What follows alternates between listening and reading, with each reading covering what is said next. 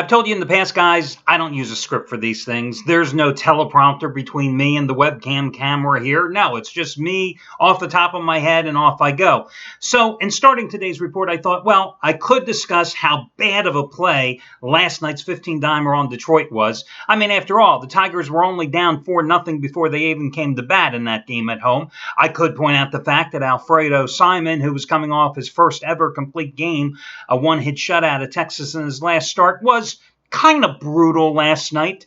9 hits, 8 runs, 4 walks, and 3, not 1, not 2, but 3 run-scoring wild pitches, all in 4 1/3 innings.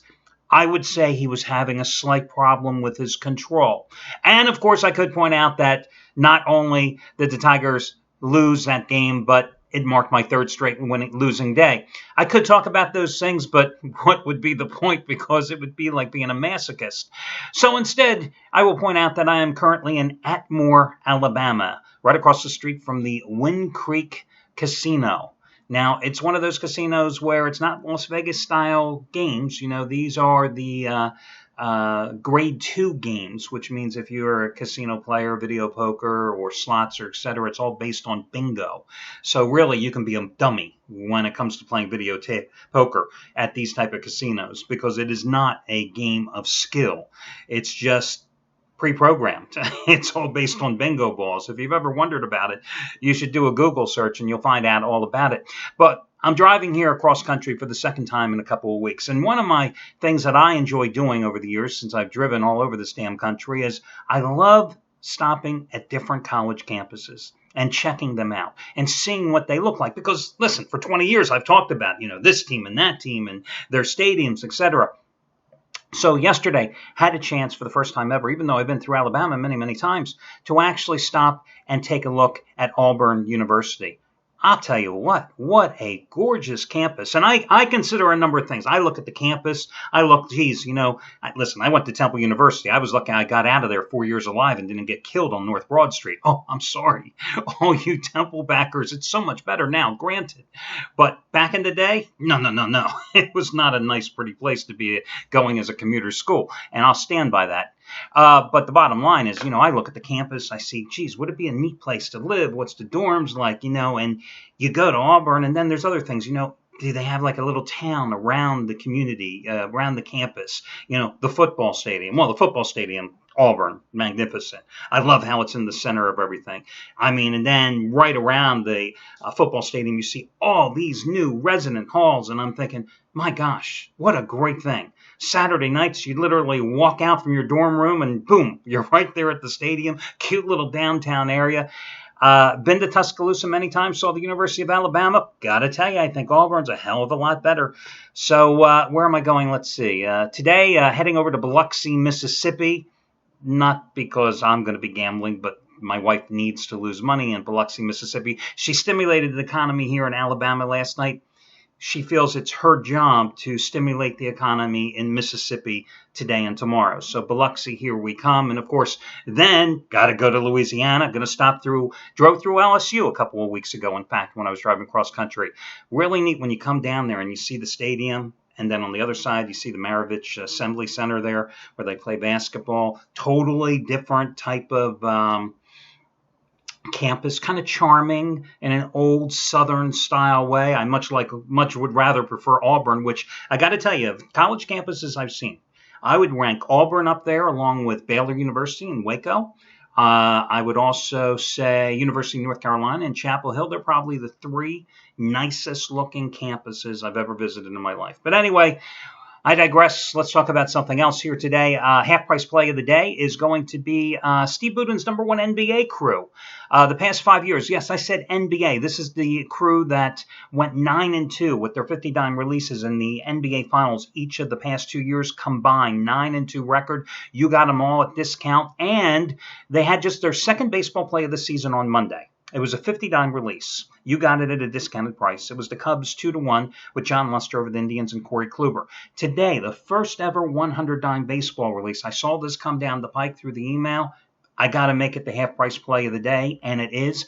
They're on a 22-9 roll with 50-dime releases. This play is double the strength. You get it for half price, by using coupon code NYC100. NYC100. Also, Matt Rivers actually lost a game last night. It happens. Had the Giants as a home dog against the Cubs. That after cashing in on Monday with the Mets on the run line in a 16-7 road romp at Philadelphia. That with cashing in the day prior with his sixth consecutive Sunday night game of the year winner with Pittsburgh as a $1.25 run line dog over the Giants 5-2. And that after cashing in on Saturday with the Cubbies on the run line 9-7 over Atlanta. Well, he's coming back with another top-rated 500,000 star release today. Number 15 out of 19 overall, number 11 out of 13 in baseball. His revenge lock of the year. You save $70, which means, again, you get it for just $29 by using coupon code MATT, M-A-T-T. Charity play of the week is going today. A couple 777 plays are going today. Check it all out over on the homepage for all the details. One other bit of bad news is Jeff Benton yesterday. Second ever 209 play. Lost it. Pirates, run line dog, losing the game outright. So, what it means is that today, entering today's card, he's only won 50 of the past 83 days. He's only won 20 of the past 31 days. $10 bettors are only up over 16 grand since April of 2014. Those same $10 bettors in baseball over the past 2 years are only up over $15,000. Again, he took a shot. He lost the damn game. Yes, you can hate him for that, but the fact is he accumulated one hell of a bankroll, put himself in the position to take a shot, lost the game. You know what?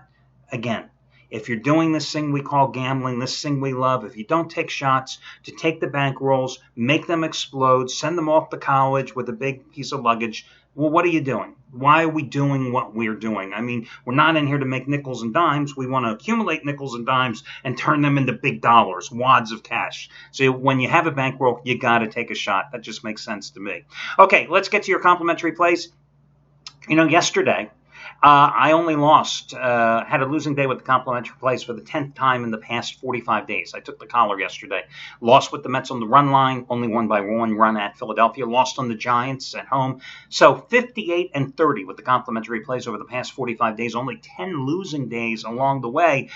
Today, first play, I am going to go with the Milwaukee Brewers, which is always a scary proposition, especially with Milwaukee on the road, because the Brewers have lost 13 of their last 17 outside of Miller Park.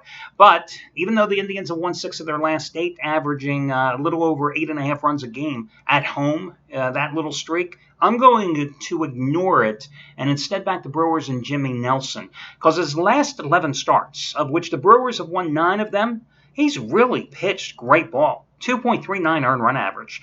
And since the All-Star break, 4-0 with a 2.15 earned run average in 7 starts, okay?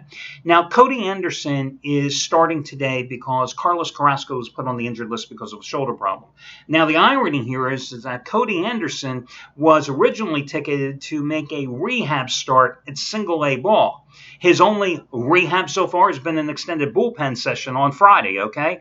But they needed a starter, so they brought him up. You remember he came out of the gates like gangbusters. His first 4 starts, 2-1 record, 0.89 earned run average. His next 4 starts before he went on the injured list, that earned run average, No, I'm wrong.